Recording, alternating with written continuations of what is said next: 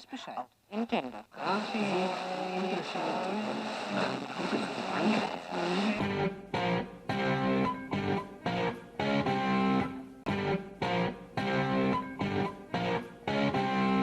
Ciao a tutti, mi è stato chiesto di poter dare un po' uno sguardo a quello che è la storia della radio. Io mi sono costruito un elenco sulla storia a date, senza approfondimenti perché altrimenti ci vorrebbero ore e ore di discussione, però ho messo un po' giù le date importanti e adesso ve le voglio raccontare. La prima naturalmente è il 1895, quando Marconi inizia a fare i suoi primi esperimenti. E nel 1901 collegò l'isola di White e la Cornovaglia con un collegamento radio vero e proprio. Questa fu la spiegazione che le sue interventi erano giuste. E nel 1902 il governo italiano mette a disposizione di Marconi la nave Carlo Alberto per fare e condurre i suoi esperimenti. Fino al 1906 Marconi aveva praticamente il monopolio di quello che era diventata la radiotelegrafia. E questo naturalmente creò problemi perché molti inventori che erano vicini alla radiotelegrafia avevano delle invenzioni proprie, non potevano depositare i loro brevetti e provarle in Italia perché era praticamente tutto in mano a Marconi e alla sua azienda. Le ricce trasmittenti, soprattutto le riceventi, dovevano essere di brevetto Marconi. Questo creò molti problemi perché, per esempio, le nostre navi che portavano gli immigranti nelle Americhe, negli Stati Uniti e nell'Argentina ad esempio, quando arrivavano in zona dovevano trasmettere il loro arrivo perché era obbligatorio a bordo della nave la riccia trasmettente, ma quando arrivavano là non potevano trasmettere perché le ricezioni sulla terraferma erano con macchine telefoniche, quindi di brevetto telefonico, quindi questo ha creato molti problemi a Marconi e al nostro governo. Infatti già dal 1909 la Regia Marina costruiva delle proprie stazioni ricettive per essere un po' dipendente da questo monopolio marconiano. Arriviamo al 1916 quando la convenzione con Marconi, il governo che è sensibile a questi problemi la rinnovò solo fino al 1920 e nel 1922 il Parlamento esamina tutte le concessioni di rete e le telecomunicazioni, dando la possibilità anche ai privati di far emergere i loro prodotti. Naturalmente Marconi fu questo il momento che uscì un po' dall'Italia, cominciò a uscire dall'Italia per andare a produrre le cose come voleva lui, tra virgolette, in Inghilterra e in Francia.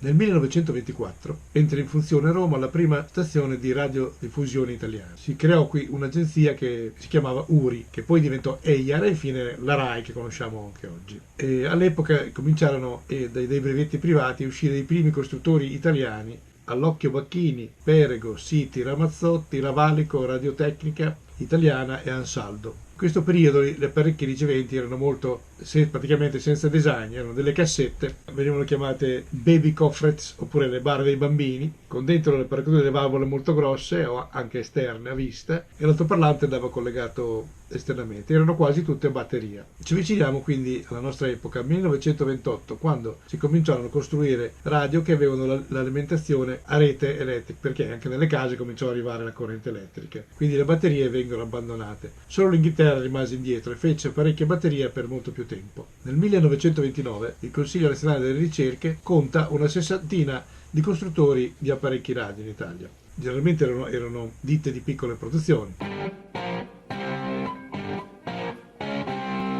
Intanto nel 1930 lo Stato impose le tasse sulla ricezione della radio mediante un abbonamento come tuttora ed una tassazione sulle valvole stesse, e i nostri apparecchi, nonostante dovessero pagare queste tasse, erano anche inferiori a prestazioni come quelli americani, che erano appena usciti e avevano appena tolto l'altoparlante esterno, avevano creato l'alimentazione di rete. Questo è un esempio che vicino a me, questa è una radio Freshman del 1930 americana, aveva già la sua alimentazione, si poteva tenere in casa ed era un oggetto che noi ci abbiamo messo ancora un paio d'anni per averne uno così.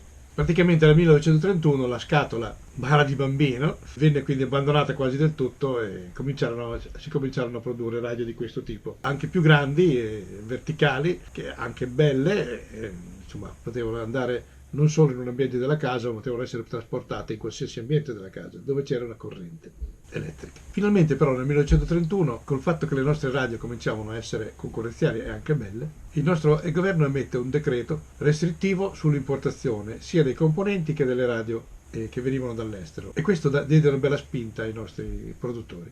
Nel 1932, per esempio, si contavano 300.000 abbonati in Italia, in Francia 1,3 milioni, in Germania 4,5 milioni, in Inghilterra 5,5 milioni.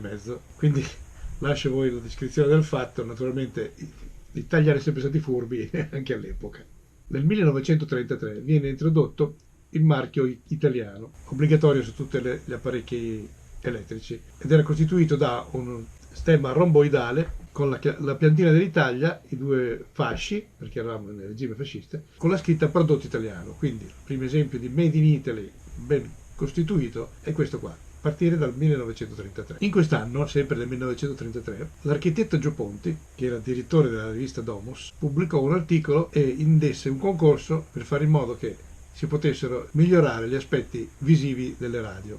E questo concorso si concluse nel 1935. Si riuscirono a fare delle radio molto più interessanti grazie a questa iniziativa. Per esempio quelle della Marelli, che ricordavano le nostre conquiste in Africa, Axum, Ual, Alcor, eccetera.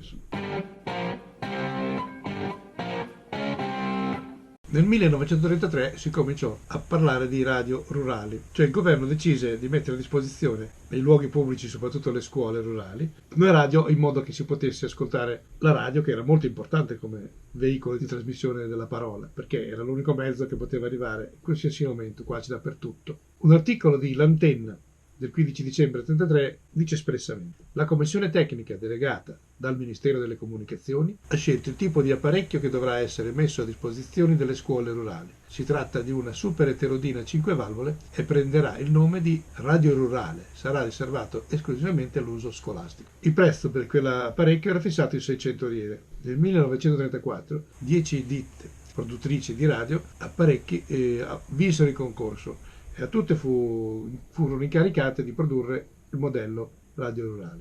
Nello stesso anno, sempre nel 1934, alla conferenza di Lucerna ci si accordò per segnare i nomi delle città sulle scale parlanti. Alla fine del 1934 venne quindi messa in produzione la radio rurale. Ne ho qui vicino un esempio, è la miglior conservata che ho, quindi vi faccio vedere questa, anche se ha un errore poi ve lo farò vedere. E per la prima volta, proprio dovuto alla conferenza di Lucerna, si potevano osservare i nomi delle città sulla scala parlante. Questa in particolare è una Honda. La Honda era una ditta che costruiva radio, apparecchi elettrici, radio riceventi, e una di quelle 10 che vinse il concorso per poter costruire le radio rurali. Come vedete questo esemplare è ben conservato ed è completo. Il problema che ha questo esemplare sta qui. Questo esemplare fu trovato con i fasci tagliati perché alla fine della guerra si tendeva a nascondere il fatto che c'era ancora il fascismo, quindi o si buttarono via tutte queste cose o si cercò di mascherarle. Furono tagliati i fasci, infatti fu trovata così, senza questi, che poi furono ritrovati all'interno, quindi il proprietario iniziale fu abbastanza furbo da non buttare via. Quando sono stati risaldati, però, il saldatore probabilmente non lo sapeva, ma questo andava girato dall'altra parte. Ormai è fatto così, la teniamo con lo sbaglio. Per continuare sull'onda della radio rurale si pensò di costruire anche un'altra radio popolare che costasse poco e venne così presentata alla Fiera del Levante del 1935 la famosa Radio Balilla, che poi fu messa in commercio 2 anni dopo, quindi nel 1937. Il prezzo era di 450 lire, quindi costava poco, ma era comunque superiore al mensile di un lavoratore dell'epoca. Questo è un esempio della Radio Balilla. Questo esemplare in particolare è il miglior conservato che ho, ma è stato restaurato anche con componenti non originali, ad esempio il fregio è stato ricostruito. Prodotto dalla CGE, che era sempre una delle ditte che costruivano radioapparecchi, che avevano vinto il concorso per produrre questi tipi di radio. Per il resto è conservato bene. Questo è il famoso simbolo con la scritta prodotto italiano e la cartina dell'Italia, che all'epoca comprendeva anche la Corsica, la Dalmazia, giù fino alla Croazia e fino all'Albania. Questa radio aveva un problema. Praticamente, dovendo essere economica, era economica veramente del tutto. Infatti prendeva pochissime stazioni. Questo modello era un 3 valvole a reazione frenata ed era la configurazione della Radio Balilla, ma non risultava adeguato cioè veramente elettronicamente era proprio una schifezza, diciamo. Quindi si pensò di sostituirlo con un modello nuovo, migliore, ma pure ugualmente economico. Fu creata la cosiddetta Radio Roma. Siamo quindi al 1939, quando a Roma, alla mostra del villaggio balneare e alla mostra nazionale delle radio, fu presentata la Radio Roma, una super eterodina a 3 valvole reflex che permette una sensibilità molto costante e l'ascolto di quasi praticamente tutte le 50 stazioni che sono segnate qui. Questa Radio Roma è prodotta dalla Fonola, che era una delle 10 ditte che avevano vinto l'appalto per produrre le radio, appunto, in questo caso la Radio Roma. Questo modello che ho io, come vedete, manca del pannello posteriore, purtroppo, come quasi tutte le radio di questo periodo. Purtroppo poi ci fu la guerra. La guerra portò al blocco della protezione civile dei radio nel 1942. Questa qui è una radio uscita nel 1940, è una delle ultime prodotte in Italia, ma forse una delle più belle. Fu quella che Gio Ponti disegnò per la Ducati, presentata nel 1939 e messa in vendita nel 1940, che è esposta in moltissimi musei in giro per il mondo. Forse una delle ultime radio prodotte prima della guerra. Alla fine del conflitto, nel 1945, fu istituita l'ANIE, Associazione Nazionale Industrie Elettrotecniche. Questo per poter produrre delle radio comunque a prezzo basso, perché gli italiani ormai non potevano certo permettersi il lusso di una radio come questa nel dopoguerra, e la ANI cercava di mettere insieme e associare questi produttori di radio per poterle vendere a poco prezzo e utilizzando i materiali che poi di fine guerra c'era una grande crisi e mancavano molti prodotti e tutti si arrangiavano un po' come potevano, anche le industrie, per reperire i prodotti. Nel 1946, anche se ci fu un razionamento dell'energia elettrica nelle fabbriche, l'Italia aveva ricominciato a produrre delle radio e dei prodotti di ottima fattura, perché tutti tenevano concorrenza degli Stati Uniti, che si pensava dopo il piano Marshall avrebbero potuto invadere il mercato italiano ed europeo con le loro radio molto più belle, molto più affascinanti, anche più piccole. Ma questo non accadde perché soprattutto gli Stati Uniti avevano fermato anche loro la produzione nel 1942 di prodotti civili, quindi non ne avevano così tanti da esportare. E nonostante tutto il prodotto italiano era interessante. Nel 1947 ci fu la mostra della radio a Milano e fu una buona base di ripartenza per la protezione delle radio. Ben 120 espositori e questa mostra fu organizzata dall'ANIE. L'ANIE stessa nel 1948 indisse un concorso per realizzare un apparecchio, diciamo come fece il fascismo con la radio balilla, un apparecchio che poteva essere comprato da tutti a un prezzo speciale. Questo apparecchio furono determinate le specifiche e fu chiamato AR48. Fra le varie proposte furono accettate solamente quelle di Marelli, Orem, Nova, Altair, Watt Radio, Siemens, CGE, UNDA. Quindi l'ANIE col modello R48 mise in produzione questa radio come quella che ho vicino a me. Questa è la ANIE prodotta dalla Watt Radio, che risponde alle specifiche dell'ANIE. Questa fu prodotta nel 1950, come vedete scritto qui, e questo è l'interno della nostra ANIE Watt Radio. Posso ricordare nel 1949 le prime stazioni in FM, che poi diventò la frequenza più usata. Il primo apparecchio italiano a ricevere FM è detto da tutti la Pangamma della IMCA. Poi le FM vennero fuori alla fine degli anni 60 perché potevano garantire una buona stereofonia. Nel 1952 si costituiscono il primo, secondo e terzo canale RAI. Il programma numero 3, radio, era solo sulle FM e quindi nel 1953-54 uscirono le prime specifiche ANIE, appunto, per l'utilizzo delle FM sulle radio ANIE. Siamo dunque negli anni 60. L'arrivo della TV non fece morire la radio, perché i primi programmi TV fino agli anni 70 e oltre erano comunque solo serali. Ormai le radio erano diventate di plastica, più piccole, e si abbandonò il vecchio radione di legno per ottenere risultati come all'inizio degli anni 60, per esempio questa Capri, costruita dalla Imperial, una radio di alta qualità in pochissimo spazio, che aveva un sacco di combinazioni, un'audiodiffusione perfetta. Era veramente un gioiello. Chi voleva ascoltare in quel periodo un hi-fi e una buona ricezione come quella che davano i vecchi radioni di legno doveva andare praticamente da chi si poteva permettere certi apparecchi che ancora erano in giro. Si chiamavano radiogramofoni 3D ed erano prodotti in Germania, erano molto costosi, erano prodotti dalla Grundig, dalla Normand e dalla Saba. Praticamente il suono 3D era una quasi stereofonia data dal fatto di porre molti altoparlanti in posizioni e anche dandogli delle strategie di frequenza, perché la stereofonia doveva ancora arrivare. Del periodo anni 60, con la miniaturizzazione degli apparecchi elettronici, quindi venne fuori questa moda che tutti chiamano radio novelty. Le radio novelty è un tipo di apparecchio realizzato a scopi pubblicitari che delle forme inusuali riproducono esattamente l'oggetto del quale stiamo parlando. Questo automobile in scala abbastanza grande è forse l'antenata di tutte le automobili con la radio costruite negli anni dopo. Questa sarà del 60, le prime automobili sono del 63-64, quelle costruite, poi vi farò vedere, come queste, completamente in plastica, con la radio dentro. Questi sono fine anni 60 e questa credo che sia un 60. Non si sa niente di questa radio perché probabilmente è stata costruita da un artigiano. È molto ingegnosa perché questo era l'alloggiamento delle pile, delle batterie, qui c'era l'altoparlante, l'accensione era tramite il volante che come vedete comandava il potenziometro del volume e dell'accensione e questa manovella azionava il variabile. Sempre restando nell'ambito delle novelty vi faccio vedere questi tre oggetti. Questo è il famoso rocket, alloggiamento delle pile, altoparlante, selezione radio e volume. Naturalmente queste erano tutte con onde medie, queste nessuna avevano le FM.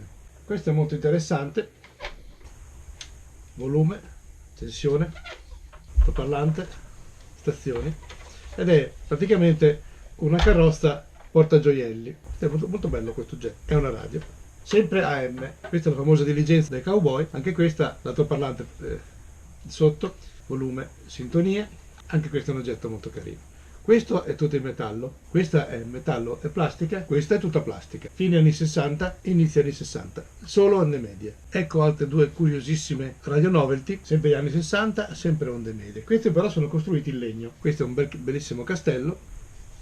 Qui c'era l'alloggiamento delle batterie a secco 9 volt, accensione, volume e sintonia.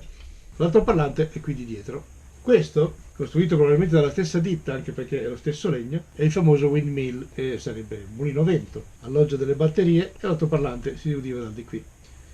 Questo è tutto di legno, anche questo è tutto di legno. Qui siamo a metà degli anni 60, solo onde medie. Ecco altre due bellissime radio novelty, sempre di fine anni 60. Sono tutte in metallo, con la base in plastica, dove c'è anche la radio. Sintonia, accensione, volume, e sono fatti molto bene questi oggetti. Sono anche molto belli da vedere. Questo è il cavaliere in piedi e questo è il cavaliere a cavallo. Sempre nella base in plastica ci sono le regolazioni.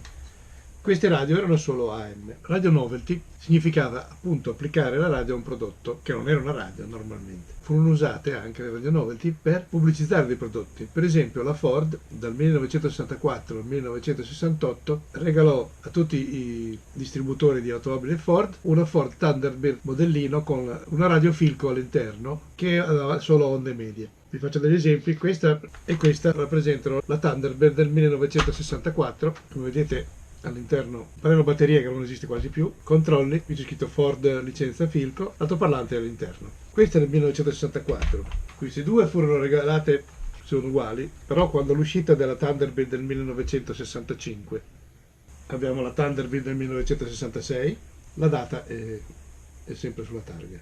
Questa è la Thunderbird del 1967, che è la più disastrata, ma migliori non ne ho trovate. Queste arrivano tutti dagli Stati Uniti. E questa è la Thunderbird del 1968.